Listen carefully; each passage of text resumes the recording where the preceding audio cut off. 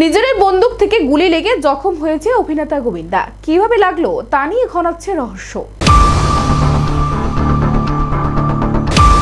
কিছুদিন আগেই অভিনেতা গোবিন্দা নিজের বন্দুক থেকে গুলিবিদ্ধ হয়েছেন। এখন হাসপাতালে চিকিৎসাধীন অবস্থায় রয়েছে অভিনেতা গোবিন্দা। অস্ত্রোপচার করে তার পা থেকে গুলি বের করে চিকিৎসকরা। ঘটনা তদন্ত শুরু করেছে জুহু থানার পুলিশ।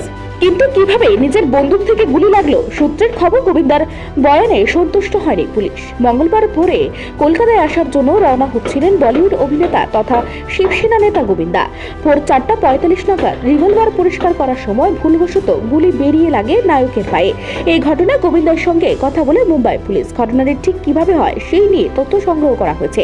পরে পুলিশ জানায়, গুলি লাগার ঘটনা নিয়ে গোবিন্দার কথা পুরোপুরি মানতে পারছেন না তারা, তাই অভিনেতাকে ফের জিজ্ঞাসাবাদ করা হবে, রেকর্ড করা হবে তার বয়ান। এদিকে যেই রিভলভার দিয়ে গুলি লেগেছিল তার মঙ্গলবারই বাজেয়াপ্ত করেছে পুলিশ। সূত্রের খবর, গোবিন্দা জানিয়েছে যে ওই বন্দুকটি 20 বছর পুরনো। তিনি বেরোনোর আগে পরিষ্কার করেছিলেন, তখনই এই ঘটনা ঘটে। যদিও হঠাৎ কিভাবে গুলি লাগলো তা নিয়ে অভিনেতার বয়ানে পুলিশ সন্তুষ্ট না, কিন্তু তার কথায় কিছু অসঙ্গতি রয়েছে। ইতিমধ্যে গোবিন্দার মেয়ে টিনা আহুজাকেও জিজ্ঞাসাবাদ করা হয়েছে। বুধবার গোবিন্দার স্ত্রী সুনিতা জানিয়েছে, অভিনেতার শারীরিক অবস্থা এখন স্থিতিশীল, তাকে জেনারেল বেডে দেওয়ার সিদ্ধান্ত নেওয়া হয়েছে।